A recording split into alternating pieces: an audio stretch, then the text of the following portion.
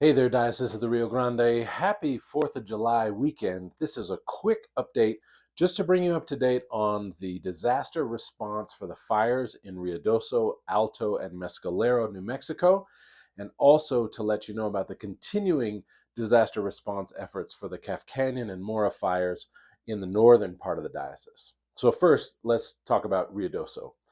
These fire responses take place in a series of phases. Phase one was about evacuation, and everyone evacuated from Alto, everyone evacuated from Ruidoso, everyone evacuated from Mescalero and Roswell, and then moving out into Artesia and even Hobbs and Carlsbad became where people temporarily, for about a week to 10 days, kind of decamped to. So, in the first phase of the disaster recovery, when everyone was being evacuated to Roswell, the focus then was trying to meet everybody's immediate needs for a place to stay and food to eat, etc. And that's where St. Andrew's did a wonderful thing. The church in Roswell did an amazing job of ratcheting up their pet food feeding ministry. They have a wonderful ministry whereby they help people who need help feeding their pets, particularly people on the street, with pet food. And so the St. Andrews in Roswell ratcheted up that effort to help care for the pets that had been evacuated with their people as they came down to Roswell for that week to 10 days. Now, people have moved back. Those whose homes have not been burned to the ground are back in their homes, including some of our clergy and parishioners there.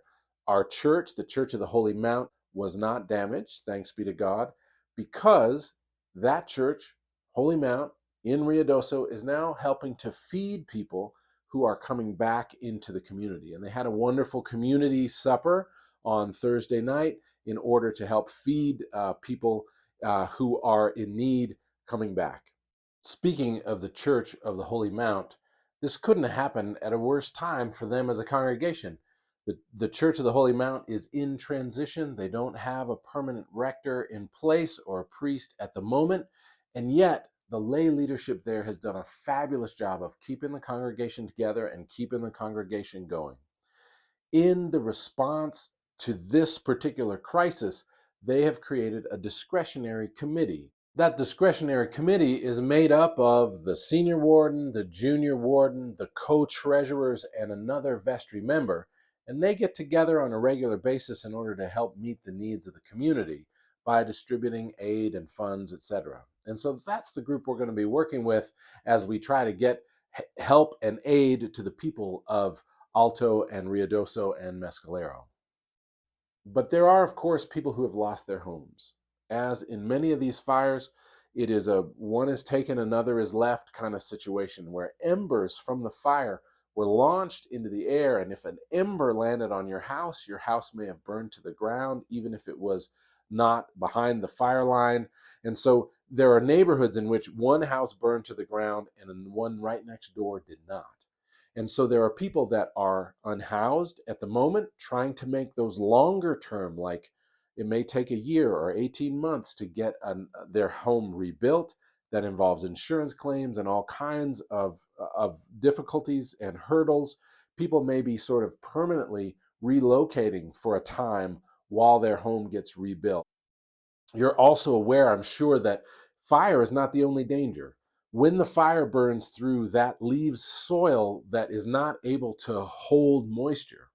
And so we had some rains. We were praying for rain. I was praying for rain. The rain helped with the fire, but it also created some flooding situations. Some people's homes were not burned, but they were damaged by floods. And so the recovery from both flood and fire will be unfolding now for the long haul. And this is the moment when the cameras, the news, the coverage moves away, but the crisis is still unfolding and the need is still there. And in fact, I've got a video coming up about the fires that took place in the northern part of our diocese 2 years ago to talk about that 2-year recovery, which is still underway in the northern part of our diocese. Because part of what we need to realize is that the need for ongoing support will continue for years after this. And so we are still handling flooding that happened just in the last couple of weeks in the northern part of our diocese, in the mountains above Las Vegas, New Mexico, in the Mora area and the Canyon Fire kind of area. There has been renewed flooding in that part of the world, and Jill Klein and the wonderful people in Las Vegas are continuing to support the ongoing recovery in that part of our diocese. So we are still responding to fire and flood. We are partnering with Episcopal Relief and Development. Your financial contributions, which are what we need right now. In fact, Deacon Laura Benavides has said, please don't send us more clothes and shoes. We've got plenty of that.